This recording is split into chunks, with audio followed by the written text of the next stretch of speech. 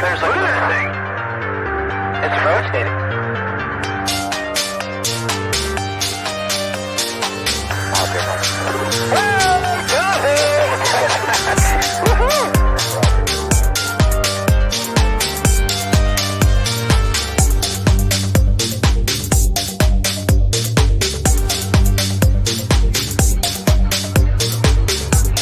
What was in the skies of Israel, and why did it downwards treasured sites in Christianity?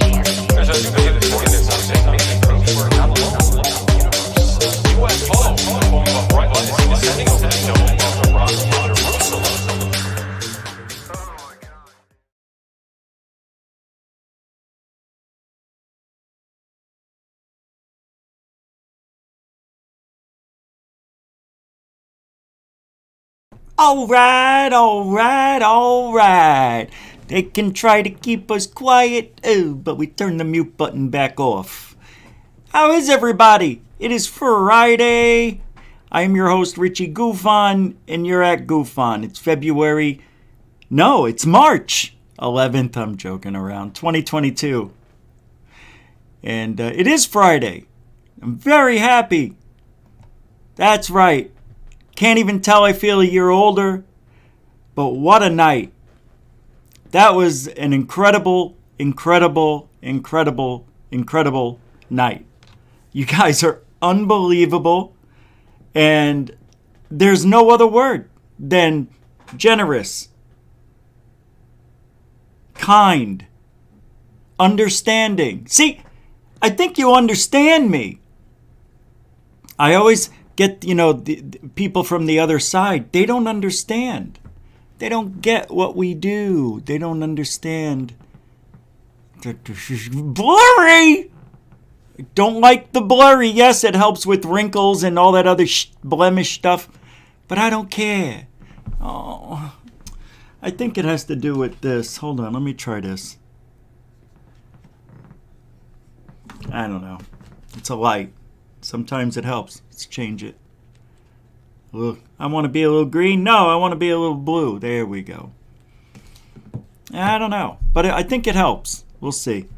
So, last night was unbelievable. And I know a lot of you go to sleep after this show or go to other shows. And last night on Goofon Lives, we had a full house of people. It was phenomenal. But I want to show you something that was just really sweet. And,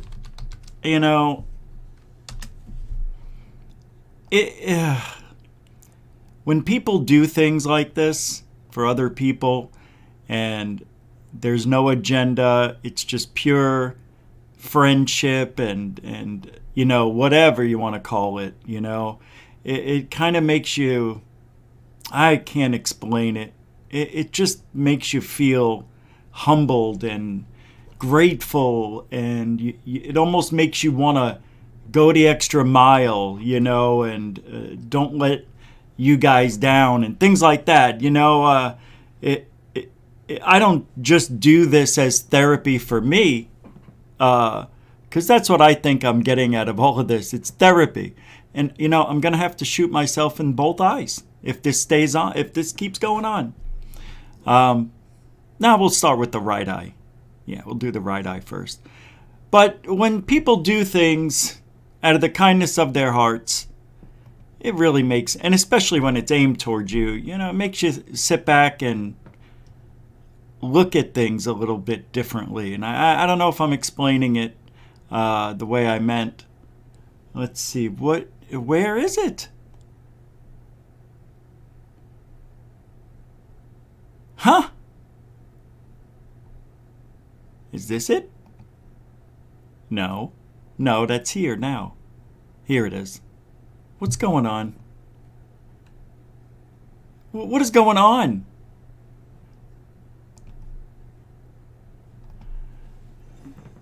Oh my God, why do they do this to me? So I want to show you what you missed last night if you were not around for Goofon Lives. Because after we're here, we go to Goofon Lives and have a discussion about whatever. Maybe we try to make it about what we talk about here. Because tonight we got a lot of stuff to talk about and a new game called Drunken, UFOlogy. I think you'll enjoy it. I know I do. And it's not just something you get when you wake up in the morning. I do. So let me play this.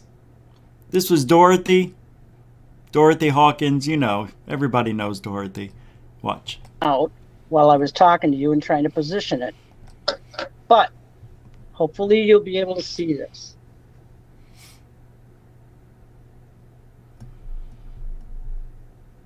Is it invisible? No. Oh my God, it's a fire! Oh, what?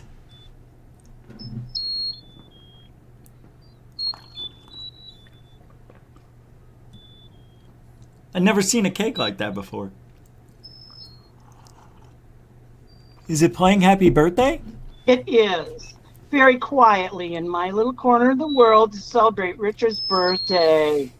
Happy birthday, Richard. We love you. Wow, that is... Everybody's clapping. That is unbelievable. I've never seen anything like this. Isn't that fun? It is unbelievably fun. I want to blow them out. Too bad. I got to cut this cord so it stops doing what it's doing. Just like my mother when I was born. Anyway, that was kind of cool. Never seen a cake like that before. And Dorothy, thank you for that. That was just super cool. Yeah.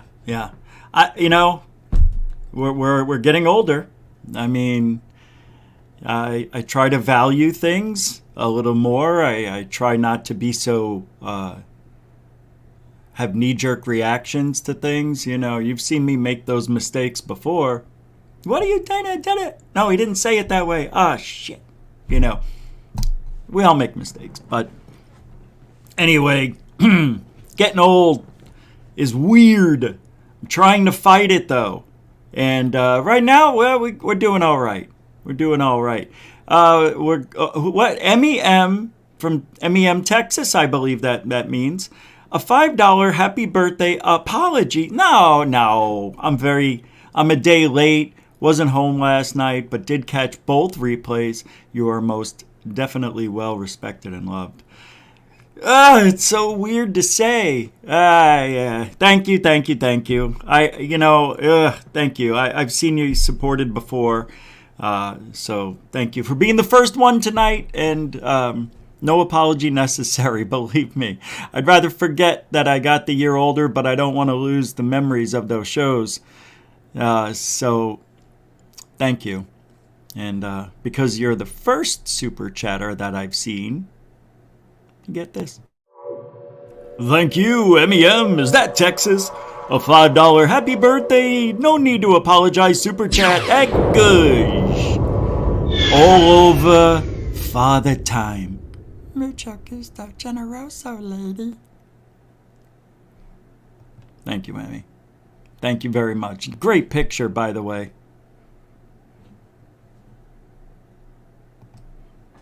Roll call. And then I'll talk about what we're doing. All right, Phoenix Lies. It's a play on the Phoenix Lights. I'm going to talk about things some of you may have never heard or known about the Phoenix Lights. And I'm sure you have. I'm sure you know everything. So I don't want to spend too much time on the Phoenix Lights, but I do want to spend time on a little bit of Fife Symington and how this guy is the biggest turd that I've seen in a long time. And I mean that with all due respect. Roll call, everybody. Helen, Crystal Energy. Felicia the Beautiful Flores show welcomes you. Look at that. Wow. Because we didn't have one yesterday, I think. Good for you. I don't think you've ever had one of those. Thank you very much.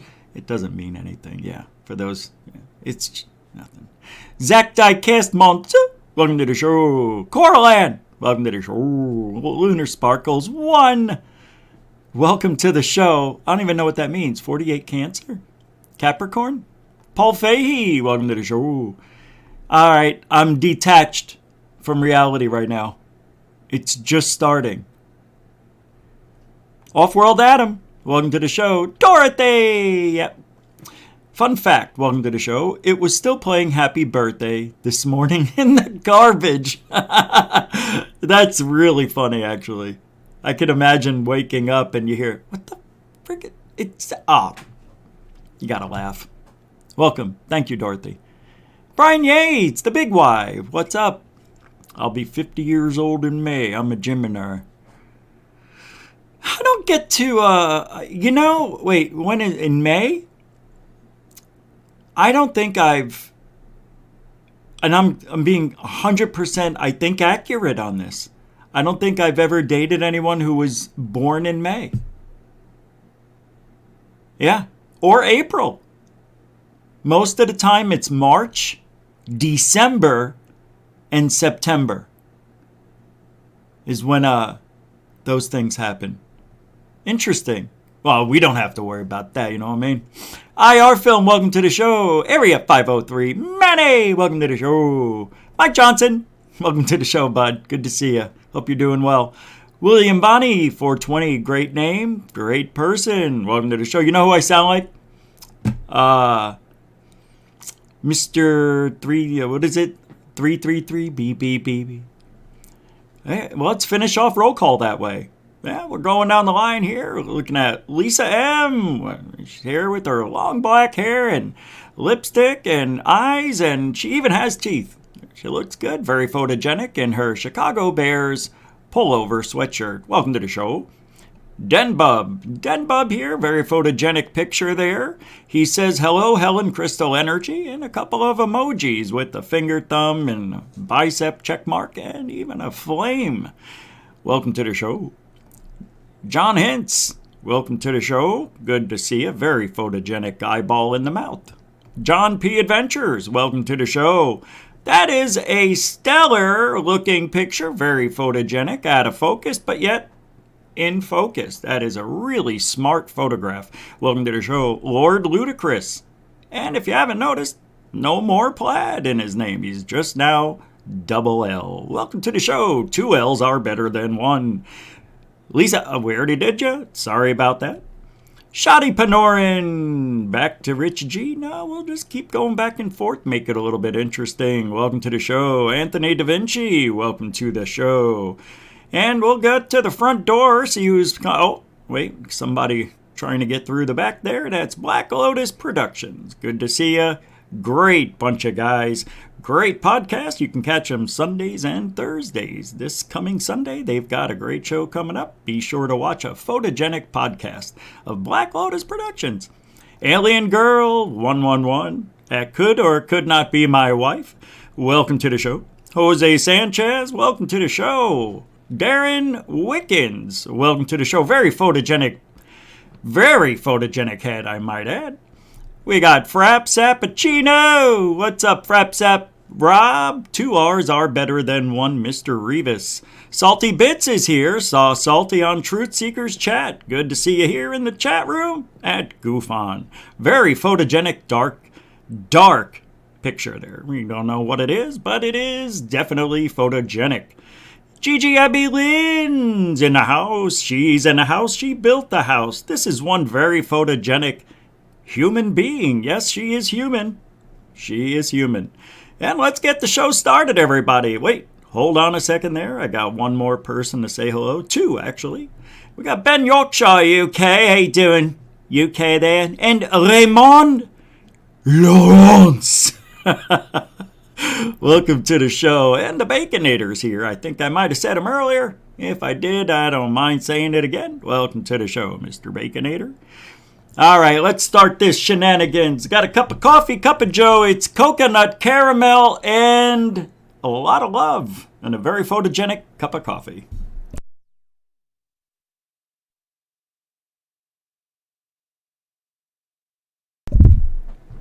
All right. About 25 years ago, let me get rid of that. The Phoenix Lights happened.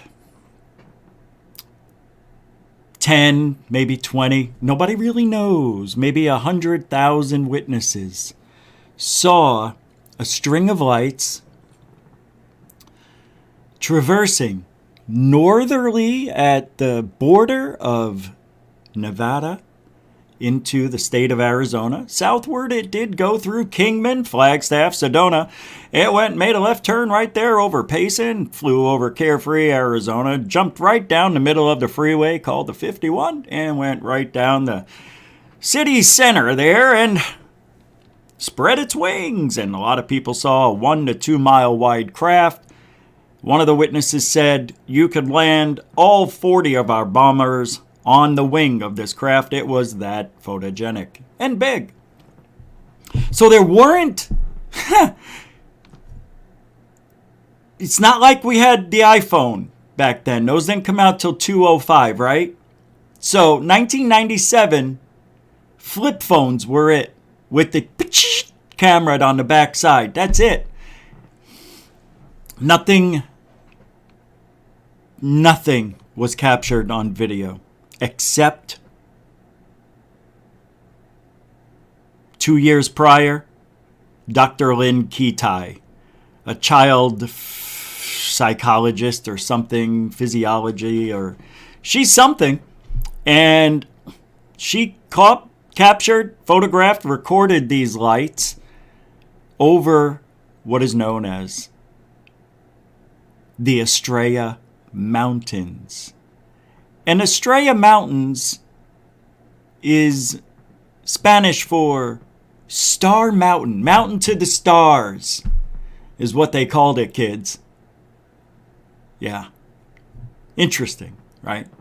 But on the other side of this mountain, this 3,000 foot tall mountain, is the Barry Goldwater Gunnery Range, where they do tons of training missions and drop flares certain times during the year, like late February and March, exactly when Dr. Lynne Kitei recorded and documented one of the most important photographs and videos of the Phoenix Lights event. Now, that was 2 years prior, and the year before, she was still seeing things, right? But after the Phoenix Lights happened, she didn't come out and talk about them for 7 years. But there was rumors that this person, this educated person, had some evidence and might come forward someday. Yeah, whatever. But meanwhile, we had to look at this video from the Maryland bombers, I guess that's what they were called, something like that, that were dropping flares during that night. And apparently one of these craft, these F-18s or 16s, whatever they were, couldn't land because it had flares in its chambers. And you can't land with the flares. That was their thing. That may have been their motto. I don't know. You can't land with flares. That's our motto. Defend the country. You can't land with flares. Nope. So they apparently, at 10 o'clock, shot off 9 flares. Then they went back to the base, wherever it was, and there was confusion. See, 2 hours before, at 8 p.m., there was a 1 to 2 mile wide craft that flew over the city. And it didn't just fly over the city, it floated over the city. It was low. People said they felt like they really could have thrown a rock and hit it.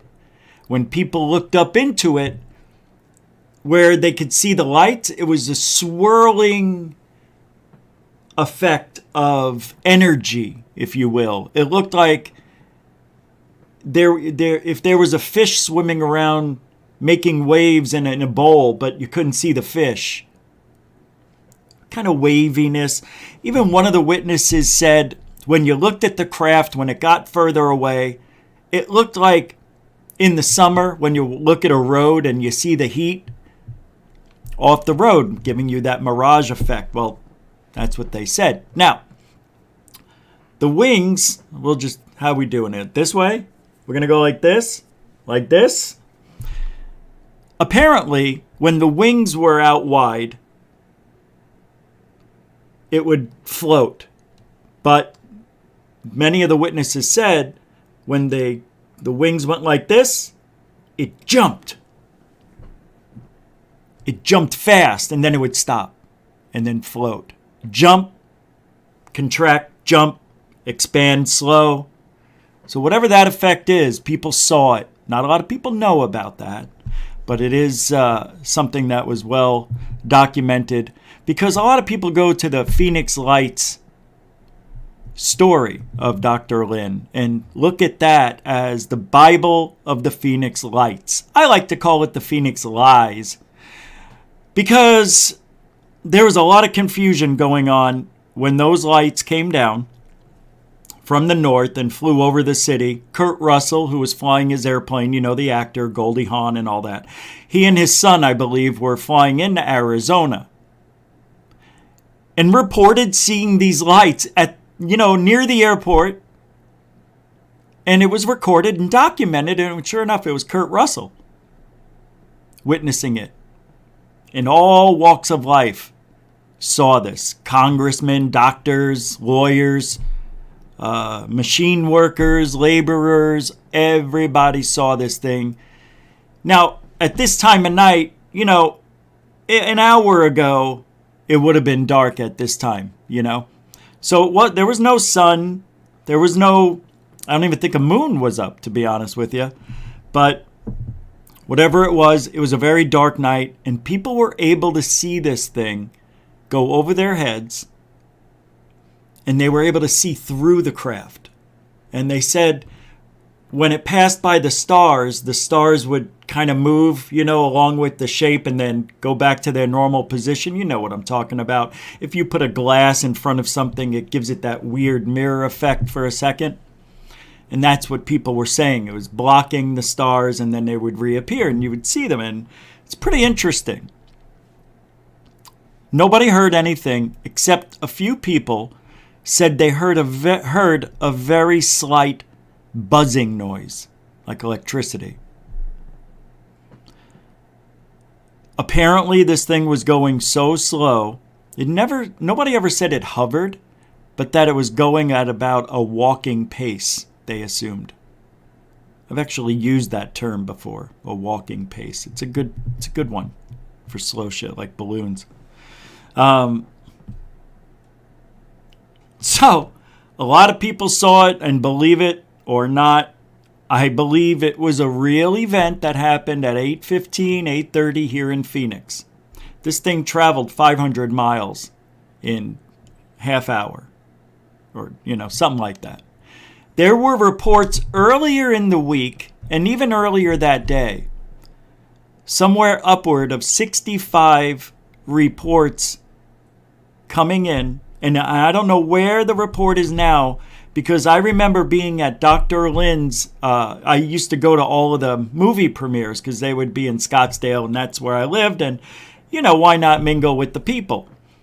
So I'd watch this movie every year, and then they would have a stop and chat or answer a question afterwards. And then she'd leave the theater and talk to everybody, blah, blah, blah. I even have an interview, and I forgot all about it. I interviewed her, and I meant to put it up. Never been seen before. Maybe on the 13th. Yeah, I'll do it maybe Saturday or Sunday. Sunday, probably. But anyway, I met all of the witnesses, interviewed all of them. I have all this stuff documented. And they were all saying that movie is a lie. And I said, did you tell Dr. Lynne that it's wrong? Yep. Not changing the movie. Oh, no. So what was different? Well, her stuff, Dr. Lynne's stuff, was a little different. And a lot of people were confused that some of the things they said were left out of the movie. I'd have to listen to the interviews. Some things were left out that were real important things. I mean, you're making a documentary. You try to do it in about 90 minutes. Not everything's going to make it. But Mike Fortson, who's now passed away from whatever. He was the guy in there who said it was so big you could have landed 40 of our bombers on the wing of this craft, which is huge. If it's 1 to 2 miles, I mean, that's a half a mile or a mile long. I mean, a half a mile. Do you know how big that is? It's like 2,600 feet. It's 1,400 feet taller than the Twin Towers were. Or, I mean, that's big. It's pretty big. Or the Sears Tower. Twin Towers, I think, were 1,000 feet high, right? Anyway, it got really strange, though, because of the flare dropping at 10 o'clock and what Governor Fife Symington said. He was the governor at the time. This guy's as shady as, our vice president guy. What's his name? Bido? I don't know. He's not my president. Anyway, I digest. He comes out on stage 3 months. He has his press conference. I say stage. It was like that. It was a news conference he called, and he got one of his constituents to dress up in an alien costume. And they brought him out in handcuffs, and he's like, "We think we may have found the people responsible for the lights, the sightings, da-da-da-da-da." And then he goes, "You people are taking this too seriously. Ha, ha, ha, ha, ha." And they take off the mask and, "Oh, it's Johnny. Oh, well, we didn't know. We didn't know who it was. Great joke." And he said he did that. Fife Symington held that press conference because they were inundated with calls. He wasn't allowed to say anything. And get this.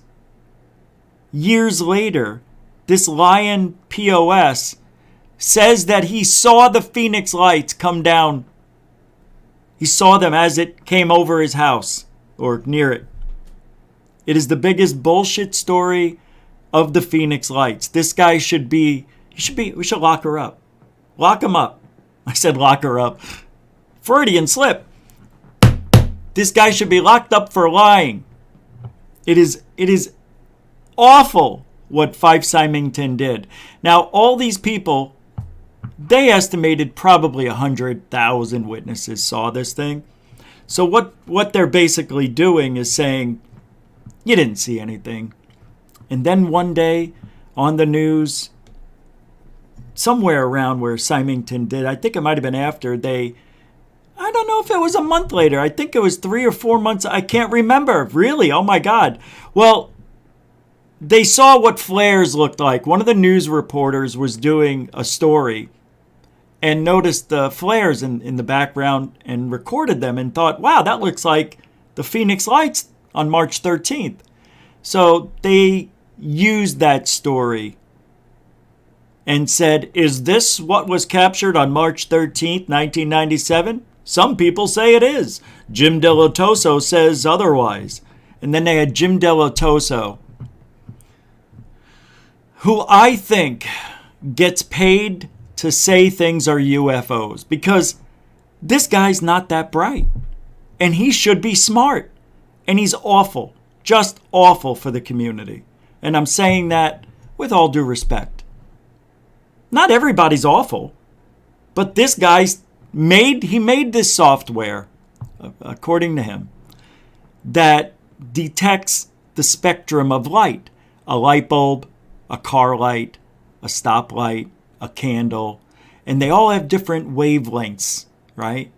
So he said he made this software, and he says, and he shows it on the TV on this news interview, and he goes, you see this here? This is the wavelength of the flares that your news people captured. And it shows like a major, like heart attack, like an EKG.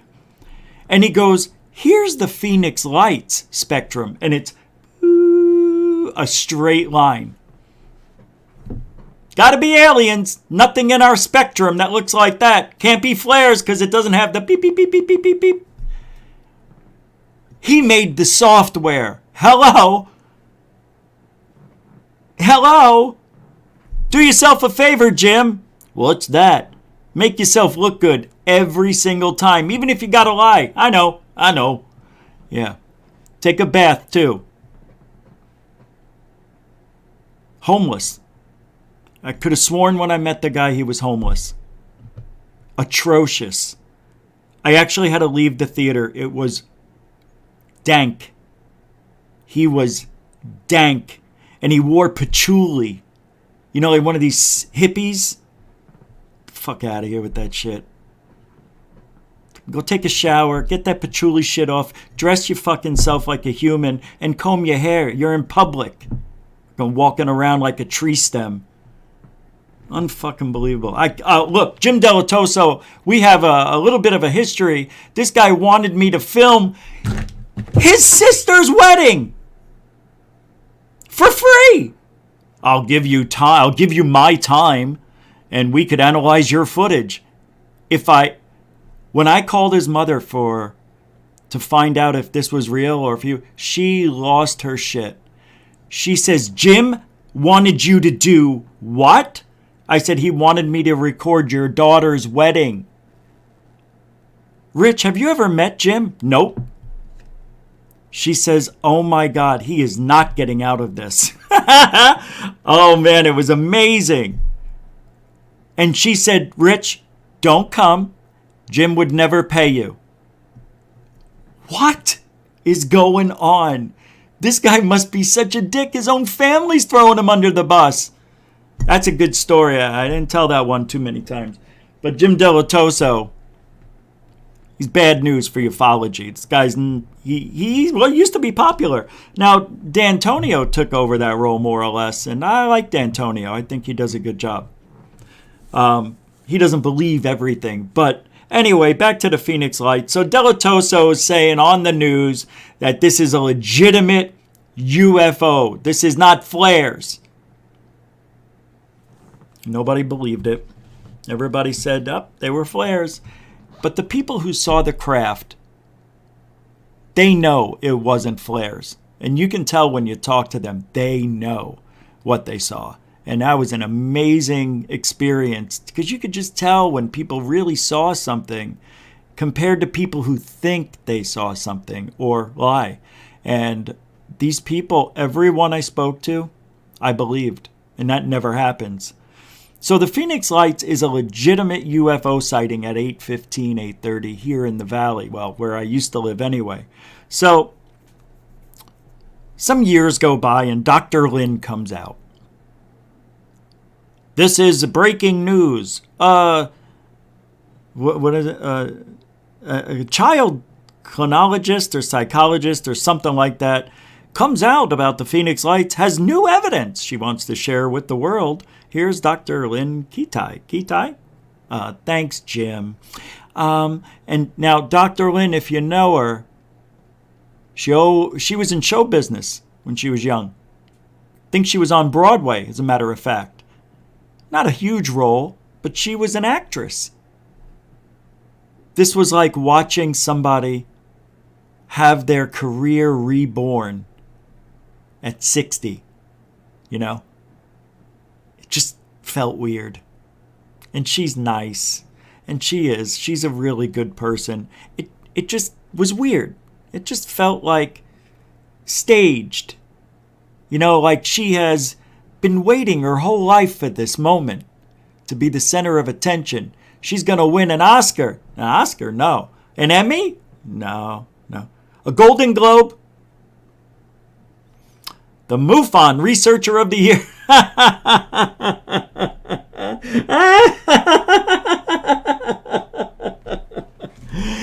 This is the greatest night of my life. I've always wanted a MUFON Researcher of the Year award. Oh, when I look at its eyes, it was a lot of work. Oh, are they blurring me out? Is it time? I hear the music.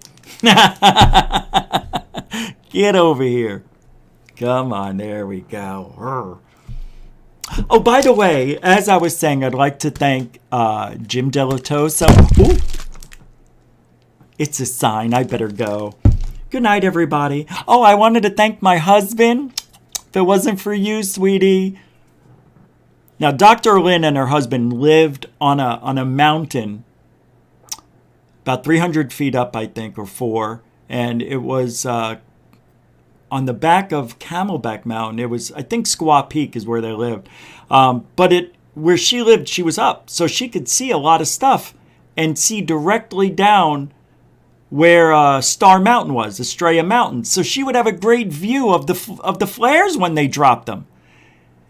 Now, over the years, I've captured these flares because you could easily call down there and they'll give you a schedule. They'll email you a schedule or the link to see the schedule of when the flares are being dropped. What do you think happened? I recorded them. It was exactly like it. It was the Phoenix Lights all over. Those were flares at 10 o'clock. Without a doubt, the Maryland bombers actually did drop flares, 9 of them. You don't want to believe it, that's fine. You don't have to. But I'm telling you the truth.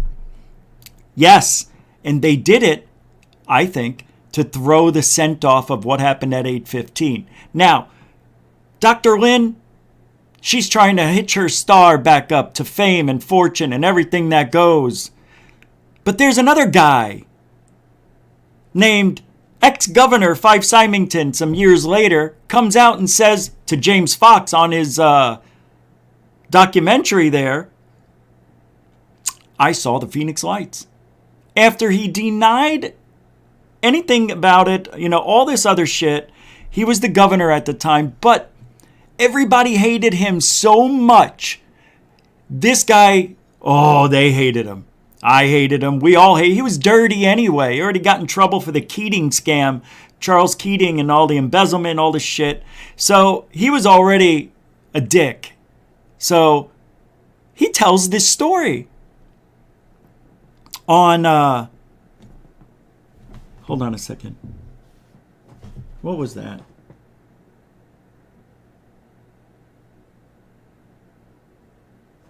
He tells the story of how, listen to this, is amazing.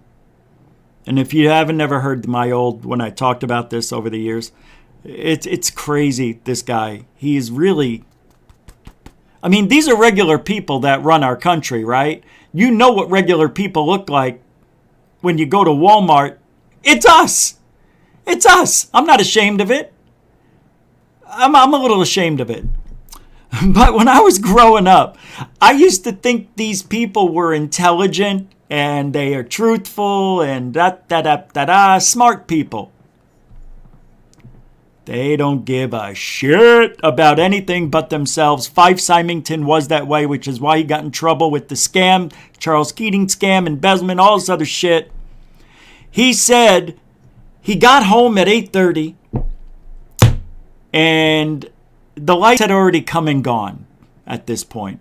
But he told this story and he says, at 8:30, the lights, he said, when he got home, he was about to sit down to have dinner with his family at 8:30 at night. Okay.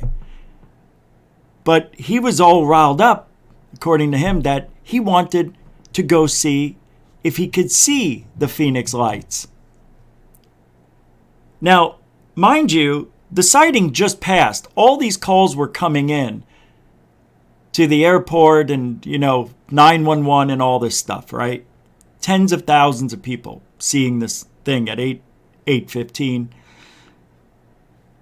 So Fife Symington tells this story, and I know why he tells it, and I know why he lied. He says he went over to Squaw Peak Park, where the sighting already happened. But he said he heard on the news, which is a lie. He said he heard on the news that people were calling in on the sighting, and he wanted to go out and see if he could see anything. That's a lie. Nothing came on the news until 9:30, an hour later. Not at 8:30, because they couldn't get the story done quick enough to get it up in 5 minutes. So he says he goes out, people are milling around in the park out there, and he says, somebody says, hey, what's that? And he turns and looks and sees this delta-shaped craft, and it was enormous. He said it was the size of a mountain. It was moving so slow. And he says he looked at everybody who was looking at the thing, and he said everybody didn't know what it was. I didn't know what it was. So here's why it's a lie. First of all, if you have kids and a wife and they're ready to eat dinner, but you want to go search for UFOs, you take your family. Second, you take a freaking camera, right? All right. Third, you might want to document it either on video or on an audio recorder. It's bullshit. And also, he couldn't have seen the UFO at that time because it was already gone. But he says at 8:30, people were milling around down there. Just, oh, what's that in the sky? That's like saying there's a plane crashing on the runway. Hurry, you might see it. And it takes you 5 minutes to get there. You think you're going to see the plane crashing on the runway? No, it already happened. I have never, ever, ever in the history of ufologyism ever heard a report come on TV and say there's a UFO sighting over in North Phoenix in the Paradise Valley area. If you go outside, you might be able to see it. Go ahead, kids. That doesn't work like that. So Symington lied because he wanted to get in the good graces of the public again. He couldn't live with the guilt he had. His feelings were hurt so bad. No, that's what criminals do. That's what liars feel like. Congratulations. You blew it. Criminal, you blew it. We had a chance to get some really good disclosure on that day. And we blew it. Not me, they, over there in Arizona. People were calling in. Councilwoman, whatever her name is, was saying, we need to investigate these lights. They laughed at her. Laughed at her. Like, huh, what are you talking about lights for? We got more things to do. Yeah, other than the most important finding in the history of humanity, flew over Arizona.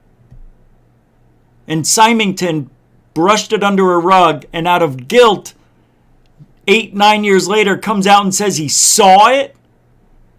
Who are you bullshitting? Now, Bill Burns was going to have him on UFO Hunters. So I'm on Bill Burns' show one night, and we were talking about the Phoenix Lights, and I go, I talked to that, and he goes, you know about that story? He lied to us too. And I'm like, yeah, he lied. He totally lied. He told Bill Burns a totally different story about how he saw the UFO over Phoenix.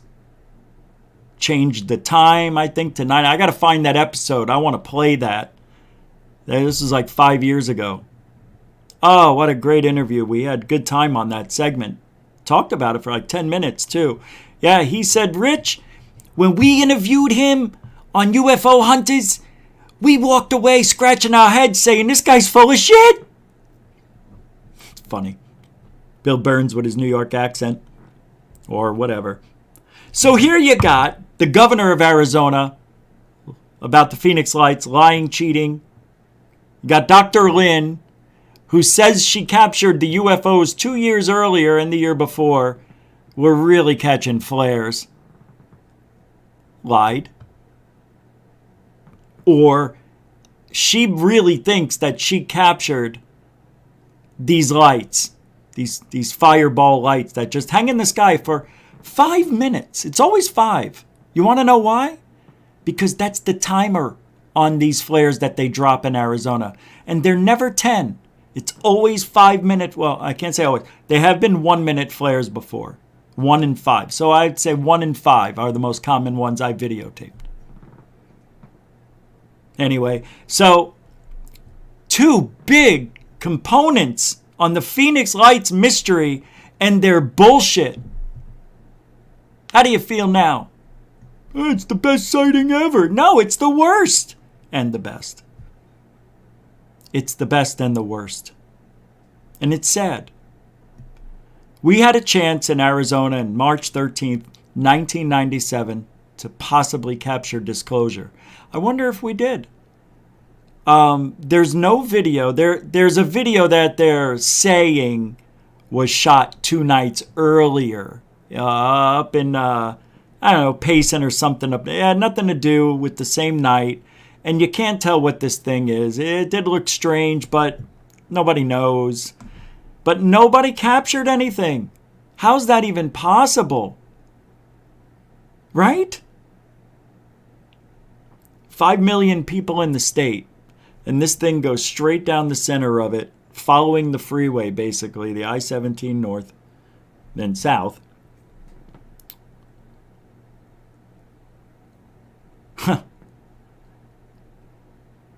And Fife Symington lies, keeps lying, lies to Fox, lies to Burns, lies on TV. It is a shit show of one of the best sightings ever. And it's ruined forever. We'll never know. Someday, I hope someday there'll be a video of it.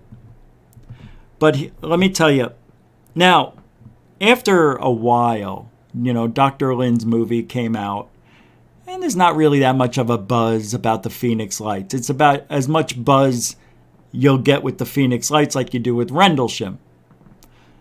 It's done, it's over with now, 25 years ago. It is silver anniversary time, but it's amazing.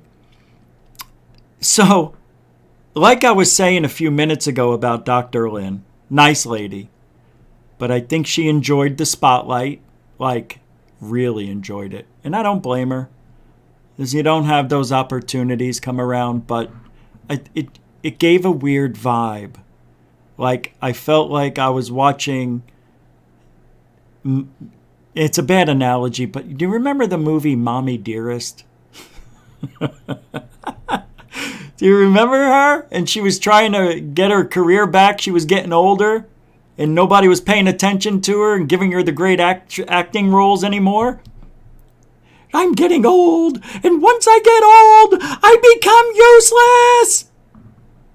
Well, that's what it felt like. I kept thinking Mommy Dearest every time. And not in the mean way, just catapulting back your career as an actress. Yikes. So after a decade or so of seeing the movie every year for like 5 straight years, I fell asleep next to Travis Walton the very last time I went. It was very funny. But meeting all those people, it's great. There was a real sighting at between 8 and 8:30. It depends on who you talk to, where the object was, but I think it's like 10 after 8 to 8:30. That's pretty much it. That's the real sighting. At 10 o'clock, everybody's familiar with the I think it's Michael Crichton, something like that. His Christian, I don't know. But anyway, Crichton? Yeah. His video goes worldwide, and everybody thinks that's the Phoenix Lights. It's not, all right? So when you see the Phoenix Lights, just remember, there's no video evidence of the Phoenix Lights, the real sighting at 8 o'clock. And people you talk to around the world, they don't know. They're like, why? What do you mean 2 times? There was no 2 times. Yeah, there was. One at 8 o'clock, one at 10. But after like all these years, everything starts to die down. Nobody's real excited. The movie's not selling out anymore. You can't give it away. Everybody's seen it, doesn't care anymore. Then the ultimate happened to Dr. Lynne. Anybody want to take a guess? Take a guess? Anybody? No? No guess? She started talking to him.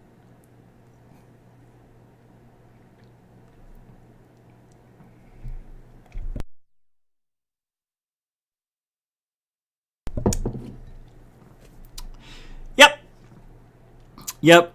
That is called jumping the shark. When you go off your original story and you do something that is completely unnecessary because you think you need to be relevant in this field. So Dr. Lynne was saying how these lights were coming up the driveway, like right out in front. They're only 50 feet away. And they weren't, because where her house is, there's a drop-off, and you can see a road that disappears off the cliff if you're standing back a little bit.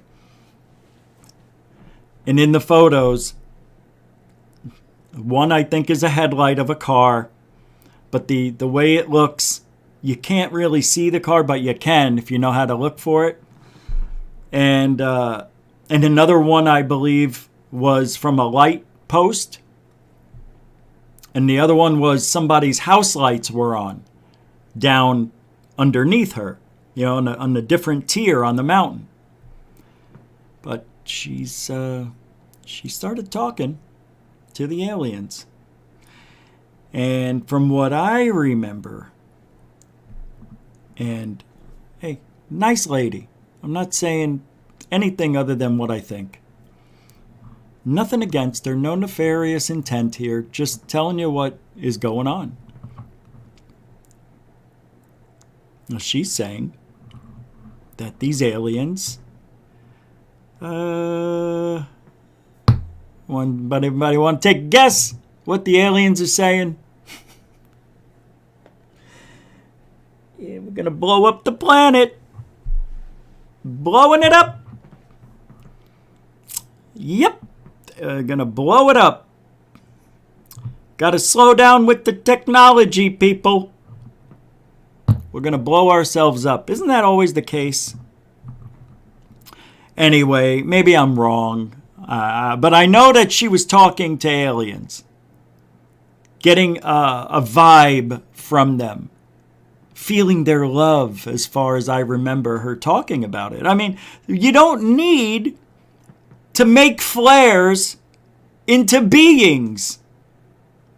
But because she has this degree, and people think that she's a, child psychologist, clinologist, whatever it is, that she worked with children in a huge capacity, very well known, very, very nice, but you can't believe her. You just can't. Just because she has a degree and she's a smart lady and she's got really straight hair and nice hair and she dresses well and she speaks properly, we got to believe her? Yeah, why would a doctor put her reputation on the line? First of all, she doesn't need the money. Her and her husband are wealthy. Christ, they had a house on one of the most expensive pieces on the planet to have a house. It's about being and feeling important, wanting to be the center of attention. Just get yourself a podcast, lady. That's all you got to do. Get one of these. Yeah, feed your own ego. That's how they say. Feed your ego. Isn't that what we do here? Well, that's the Phoenix Lights.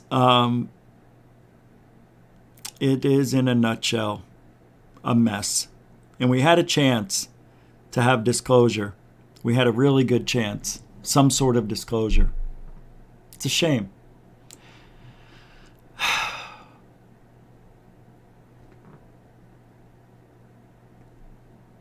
Anyway, Phoenix Lies. You ready? It's been a while. Stop it! It's been a while since I played one of these. So I'm going to play it. Just for a second. All right, here we go. That's right, he's back! Chris Mellon published an article in The Hill on March 6th titled... On March what? Sith Lord? He's a Sith Lord? Chris Mellon published an article in The Hill on March 6th. He is a Sith Lord! That's a secret. That's secret speaking right there. Oh my God, he's a Sith Lord. I knew it. How government overclassification may hide UFO videos and harm our security. Come on, man. Christopher Mellon is reaching now. He is reaching, kids. He is going broke. He's going all out. Asks U.S. government to end UFO secrecy.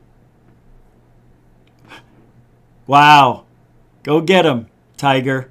You can do it. Yeah. Go, Chris. Go, Chris. Go, Melon. How many other people have tried and failed? 1,000? Anyway, it is what it is. I don't want to play anymore. I just don't. All right. According to Mellon, there has been a move by the DoD to classify all photos and videos related to UAP. All right, that's enough. That's enough. I just can't. I can't. I won't. The most famous case that we had was in 2004. It involved the USS Nimitz Carrier Strike Group. And there you have one of the escort ships with the latest Spy 1 radar capability beginning to pick up some sort of weird anomaly. And both are now looking at some sort of object, we'll call it an object, coming in from 80,000 feet and within less than a second, now hovering 50 feet over the water. Within. Anytime he has to give details, he stutters. Just keep watching his videos. You'll see the stutter. When he's bullshitting, he stutters. He does. All right.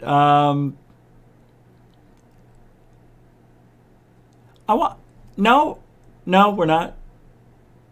Okay. All right, we're gonna do this, and we'll be back in 2 minutes.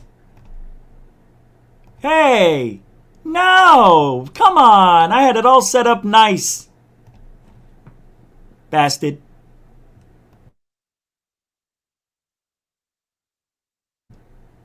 Oh, you want to play games? Is that what we're doing here?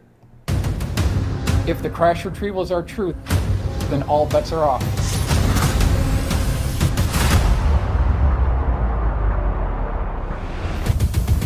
It's very hard for people to get their minds around where the real power is. And it's not at 1600 Pennsylvania Avenue. The reality is something much more stark. They've been working on this for 60, 70, perhaps 80 years. The reason why the government is talking about these UFOs now, they're getting ready for the next level of war. Are these objects a national security concern? They're proffering a narrative of a national security threat that doesn't exist.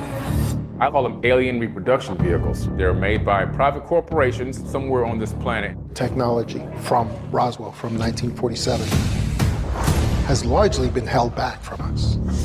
Portal technology, teleportation, whatever you can imagine, it's already been done. The biggest secrets are not the zero-point energy and electrogravitics. It's the science of consciousness. All their communication systems are moving through the consciousness field and are thought actuated. The people at the CIA call it WSFM, weird science and frickin' magic. The transdimensional interstellar technology will benefit humanity. There has been tremendous disinformation. The media is keeping secrets with the government. These are lethal, vicious people. And I'm focused on exposing the extraordinary technologies that they want to keep secret. No aspect of life on Earth will be unaffected by it.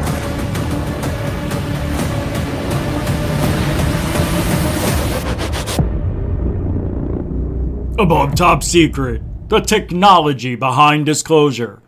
Coming to streaming places. April 5th. Capiche? Oh, it's a one capiche show. Catherine Splashington.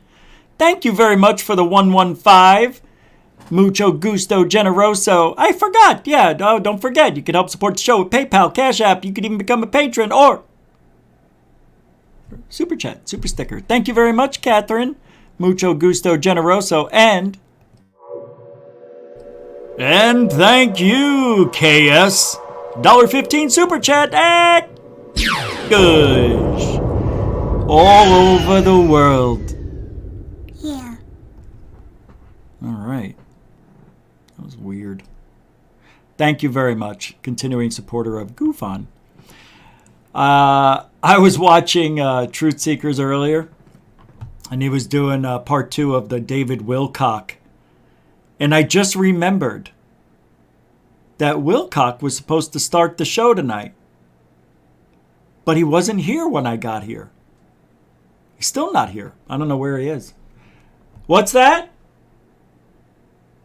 Oh, he's going to be at GoofOn Lives tonight.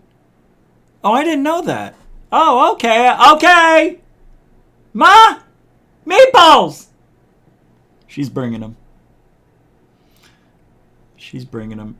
Nothing's working tonight. I'm getting a little frustrated. Oh, I even got some coffees there. Buy me a coffee. Yeah, those links. I don't even promote this stuff. I forget. I feel weird. Ooh, let me see if I got any. All right, thank God. Thank you. Ma, hurry. No. All right, now we're gonna boogie a little bit. We're gonna go a little quick here, because we're gonna play a game called Drunken UFOlogy. Okay. I'm gonna play a clip, and you're gonna guess who it is, but there's a little catch. They're gonna sound drunk. And you've got to guess who it is. It's just pride. We're just playing for fun. This time. So, I didn't think about this. I can't have it popping up on the screen, because then you'll see who it is. Let me see if I can do this way. I'm going to do the first one here. Tell me if you... I'm going to get it set up thinking that you're able to hear this. So let me go ahead and do it. Do what I do. And see if I can prevent it from popping up on the screen. So it has to go there. All right, let me... Where is it?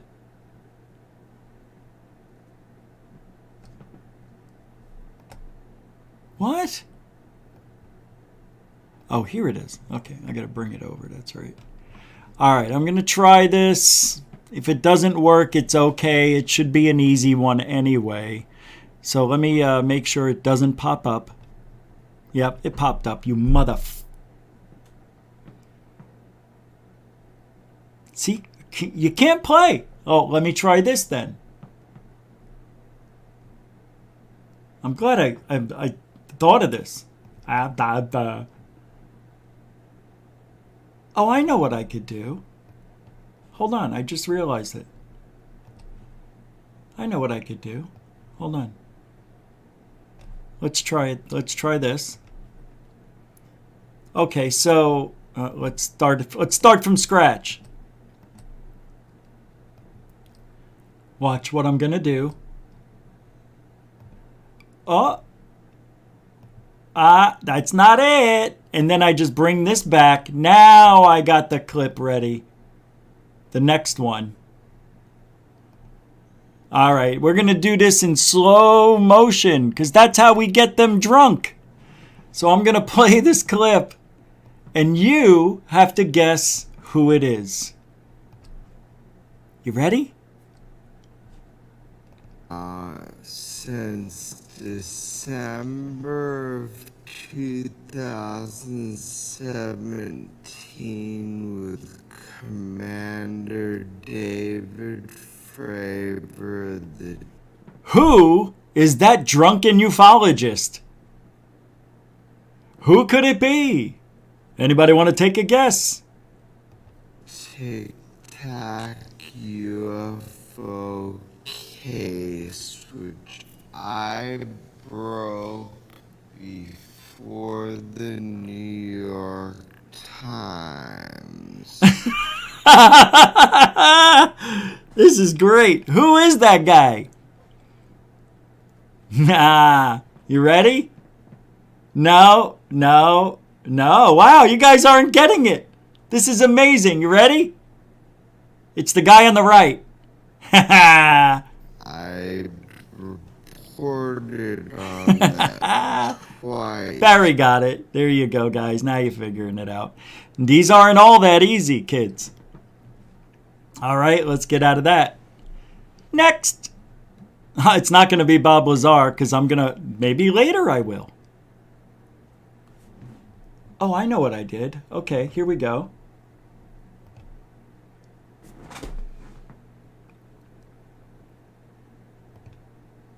What the hell's going on? Why does the government hide this? For what? So we all believe. That's not the guy. I can't find the videos. Where are they? All right. Next one. Here we go. Ready? Slow motion on? No. Let me put slow-mo on. Here's drunk mode, everybody. Who is this drunken ufologist? The countries that don't have enough oil I can't stop laughing. It just sounds so weird. then become very dependent and will have to capitulate. We got to capitulate. David Wilcock, Stephen Greer. Greer? Tyranny or to the reality. It's Greer. Good job, Dino. That was an easy one. We have to keep the lights on. You gotta keep the lights on. You know the thing and the thing and the thing, and you gotta leave the lights on, man. You chicks If the cannot hold the smoke. That's what it is. What movie's that from? Chicks cannot hold the smoke. That's what it is. Anybody? All right. Oh, we've got that to play too? Oh my God, this is great. All right, I'm a little bit, all right, let's do this one. Slow motion. Drunken mode on. Go. Such as the 3 That's easy. UFO gun camera videos we are all so familiar with. Anybody? That's, wait. One of the reasons this effort is so disturbing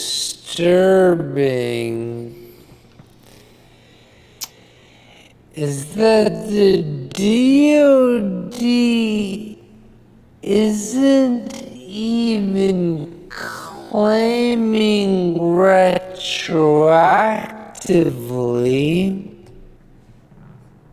Isn't it weird watching us like this? Isn't it? Something's wrong with me, right? We shouldn't be doing this. Who else is drunk? I've got a couple. Let's see. Here's one I had. Let's get it back up. That was funny. Who's this guy? Ready? Let's go slow-mo. Who's this drunken guy? And This is a hard one. to verify no, yeah, they could not be verified, and in fact, I think they were lying to me. And Bob shoots people down all one that I confirmed were out there. security people. These guys, security people. Everybody's fucking up, man. Everybody's at Area 51. I don't know. I was at 51. All right. I'm Babazar. I worked at 51. I don't even have my fingerprints anymore. They took them. I could rob a bank and get away with it. I could. All right, who's next? Here. Oh. All right. Well. Oh. No. You know, I had all of these. I had about 8 people picked out. Here, listen to this one.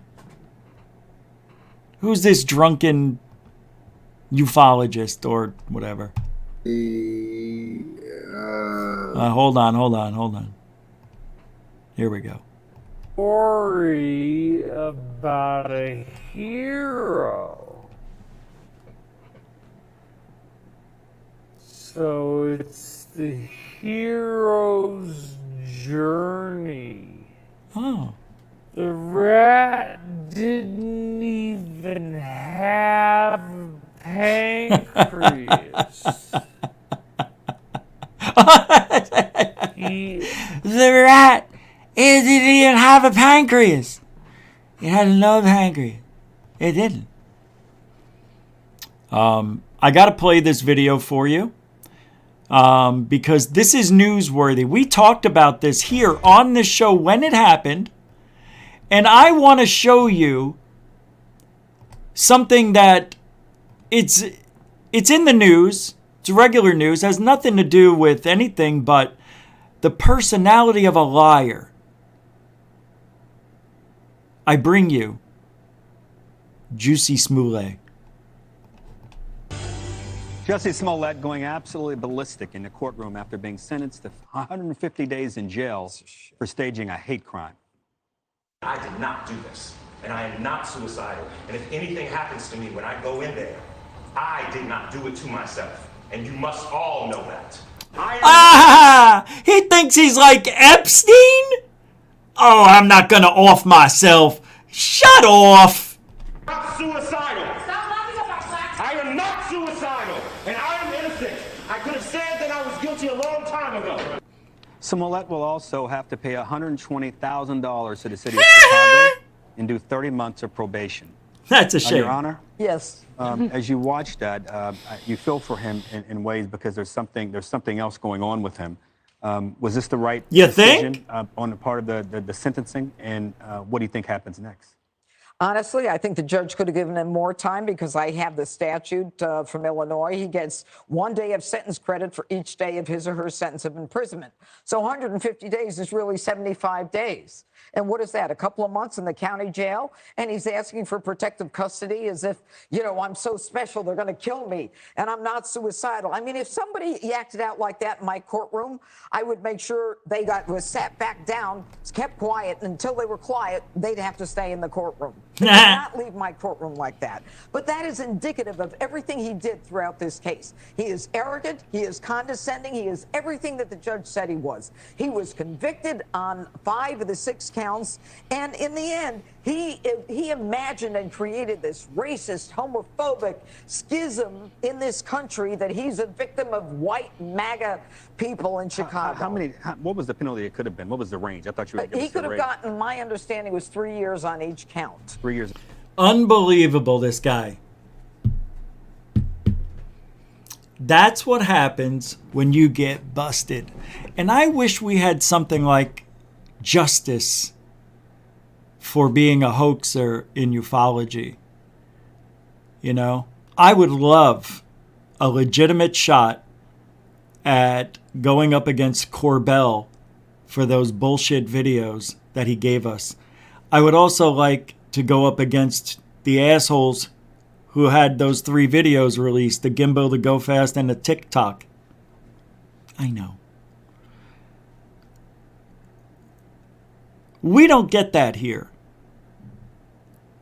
We get everything. And we have to deal with it. And people get mad at people like me, like Cambion, like Manny, for trying to shed a little bit of light on a subject that gets shit on daily by lying, cheating, hoaxing charlatans and get away with it. And I'm sick of it. I hate it. I hate everything about it.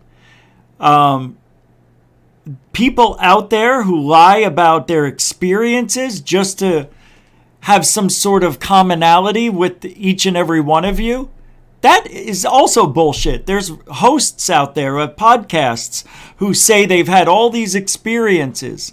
Oh, you do too, Rich. No, I don't. They're dreams.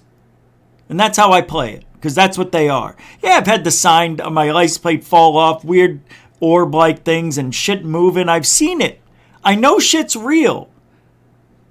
But to say you have seen Bigfoot and you've captured ghosts and you have alien friends and you have the psychic abilities and you could remote view like nobody's business, make predictions and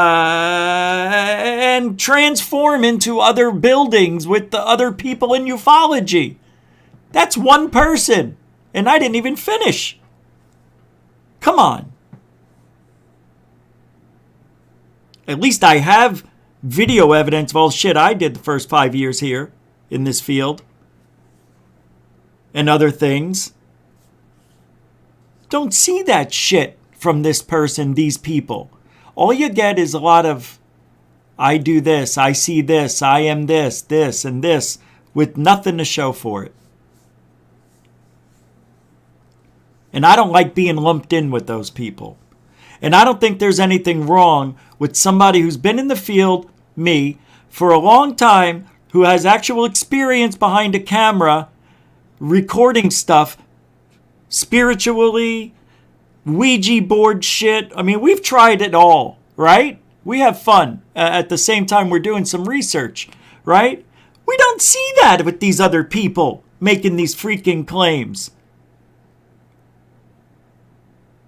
And then you got somebody like Richard Dolan. Hold on, I'm not done with him yet. Jimmy Church, who acts like he knows what the frigonometry he's talking about. This guy's awful, just awful. He can interview sometimes. He's good. He's hot and cold, you know. But what has he done? What has he given? That's what I mean when I say that. What have you actually done? I've interviewed everybody. Great. What's your contribution? Same thing that everybody else is doing?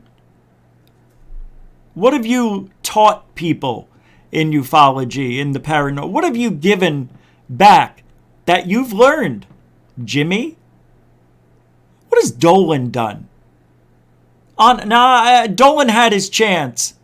He had his limelight in 08, 09, 2010. Then he had a resurgence in 2016 and 17 when Art Bell came back and then left.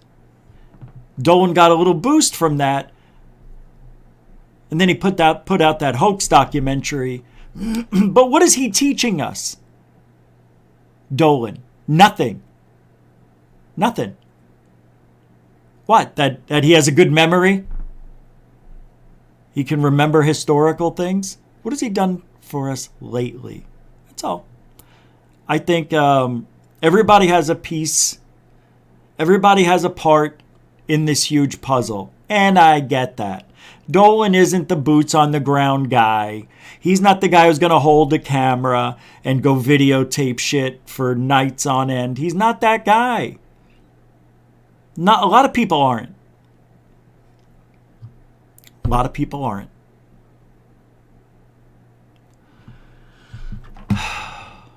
And it's very frustrating that when Manny put Who's Lou out, that people were calling it a hit piece. And it's not. And the problem with this field right now, are the people who claim they want to bring us together. The do as I say, not as I do, cancel culture, woke left. Sorry. It ain't anybody on the right doing it. Is it? Who? Greer? I don't know what his political thing is. He doesn't talk politics. Who? Dolan? He doesn't talk politics, but I know where he leans.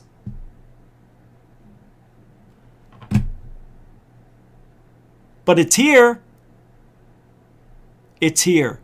And we've seen it firsthand, haven't we? We've seen it. We lost the channel for 3 weeks because of it. Because somebody's sensitive feelings got hurt. Okay? Just remember where you're at when you come here. That we don't strike channels. We could. We don't make memes of people. We don't post hate at all. If you consider my TikTok videos hate, well, you're absolutely crazy. Lou talked about beating people up. And Lou is from that side. Okay? All right. I thought we were on the same page. Are we? I hope we are. Because we don't do that shit here. And I can't stand it when people lump me in and think that I'm just like that. Not even close. We do it here. Behind the microphone. And if anybody wants to have a debate, you're more than welcome to join the show. Anytime. And I'm talking to haters, not just for a regular casual conversation with people. And if they want, they're always welcome over. I even unblocked most of those people on Goof on Lives. If they want to have a debate, more than welcome to. But they never do. Ever. How many times have Third Phase, myself, Manny, and others have offered to have a debate with them and it never happened? You want to know something really amazing? Kyle from UFO Proof had a debate about Who's Lou on Alien Addicts show with Manny, Truth Seekers, myself, and Dark Hour Paranormal. He stood up, manned up, and we had a great freaking conversation. And if you weren't there the other day, yesterday, I've got a little piece here I want to play. Because what a great freaking show that was yesterday. One of the best I've ever been a part of. Actually, the last 2 Alien Addict shows were the best I've been a part of in a long time. Check it out. Who's Lou? I'm asking UFO. I don't even want to talk about it. So I'm not. I know Kyle watched your movie. And, you know, he said, he's looking right at him. So you said some things that I thought were interesting. Everybody has an opinion, and it's okay. You said that movie proved shit. It didn't prove anything. And in a way, I see your point that you were saying this doesn't really show that Lou has nothing to do with, is ruining ufology, but it's more of a character piece than anything.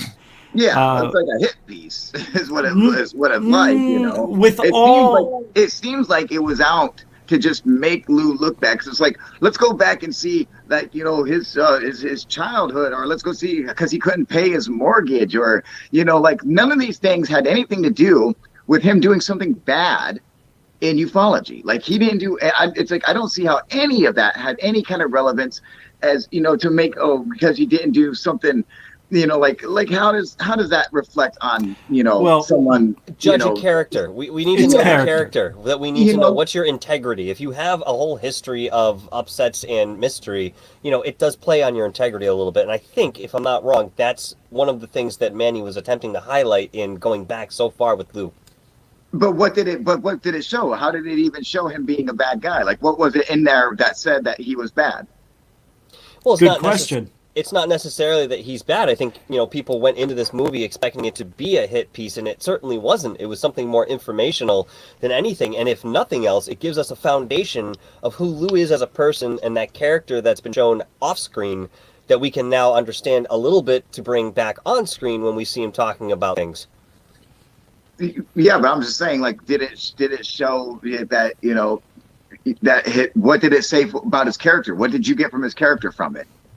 Like what about it had any kind of, saying, oh, well, this is what he, this is why we could put this against him, because it's basically just like a biography of his past life, but it seems like the way it was formatted, it seemed to be done in a way to try to make him look bad. Even if it was just, going off of stuff that had in his life, it did seem like it was attempting to, point the audience in a certain direction. Like, this stuff is no good, or it's mysterious because of this, or it's shady because of that. But nothing in it really seemed to say anything bad about the guy, other than what his life was growing up, or trying to pick out inconsistencies and stuff, which really didn't make that big of a deal. I didn't see how it had any kind of judgment on somebody's character from it, because I didn't see anything that he did wrong. I still don't see anything that Lou has done wrong. For everyone to... If you want to check out the rest of that, because it blows up for the next several minutes, it's really, really interesting. And I think I was being called two-faced because, after the movie came out, our initial knee-jerk reaction was everything we said. This guy's into shit. It seems like he's always like trying to take the fast track to make some money. He's got his wife going out over to California way before he should have even been talking about going to TTSA. That goes against policy. You can't go look for another job or something if you're in the military. I don't know. Something was wrong with what Lou was doing, and it kind of shows a little bit of strange activity. Right, and it really wasn't a hit piece. It was just a timeline of events and a little bit of Lou's background, his personality. He became a bouncer, and, he always said he didn't like bullies. I think he didn't, but I think he became a bully of a certain type, not physically, maybe mentally. And I don't know if Lou knows I don't think Lou knows who he is anymore. And I went into some things and I said, look, after the movie came out, I've had weeks to reflect on this and also see Lou's actions over these last few weeks, mingling with the crowd that hates us, and is basically applauding them and telling them, hey, whatever you're doing and your people are doing is okay by me. Why would he do this? Why would he lower his standards from 60 Minutes to the gutter of ufology? Because people who do what those people do is the gutter of ufology. That's the gutter of the internet, is what they're doing. Doxing people, telling everybody where you live, showing everybody all the things you've been involved with, showing pictures of your family, threatening your wife or your girlfriend. Do we do that? And then I think, Lou, I think, is trying to figure out who Lou is and who Lou wants to be around. It ain't us. And I think Lou thinks he's invincible at this point because he has other people doing the dirty work, and he might even be feeding them the information, because Lou said he could use his counterintelligence history to pull dirt up on everybody. Criminals, repeat offenders, wife beaters, and all sorts of shit. And you're all going to see it, he said. Who does that? bottom feeders. Lou has turned into a bottom feeder at this point. And it looked like I was siding. And, you know, actually, I guess when I was maybe called two-faced, why isn't anybody sticking up for Manny? Look, I am all Manny on his side like you wouldn't believe. I think you guys know that. Lou is full of Lou. He's a chimpanzee, in my opinion. He is the working monkey for the working military. The DOD. Who the fuck knows? There's something wrong in Denmark, though. That's it for tonight. We're going to see you at Goof on Lives in about 29 minutes from now. I'm going to go freshen up. I want to thank the moderators and super chatters. Thank you for an explosive week. And tonight was fantastic. Very, very calm crowd. You know, and we might be shadow banned because of the strikes. I know Third Phase, when they got their strikes, that their channel just wasn't being recommended as much. I think we're seeing the same shit happen here. Because how do we go from 180 people on a night, every single night, to 230 down to, 125, 160? It's weird. It's weird. But we're back. This was our first full week back at Goof On. We'll be back tomorrow, just Monday through Friday. Tomorrow, Saturday in the UK, 4 p.m. Eastern. And it'll be good. Tomorrow's going to be a good show, too. Tomorrow's going to be really good. I'm not even going to say. But thank you, moderators, super chatters. Appreciate it. Newcomers, veterans, thank you very much. Don't forget, watch the show more than once. You may like it, you may hate it more. But either way, you'll know where you stand once you watch a few episodes. We're harmless. And I want to let you know,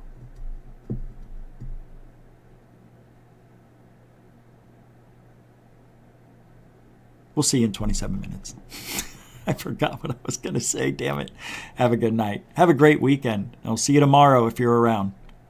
And about 20-something minutes. Giddy up. No, you...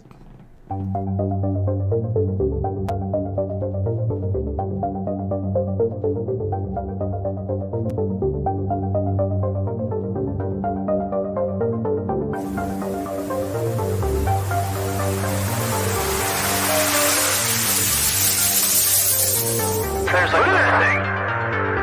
It's rotating. Oh, goodness. Woohoo!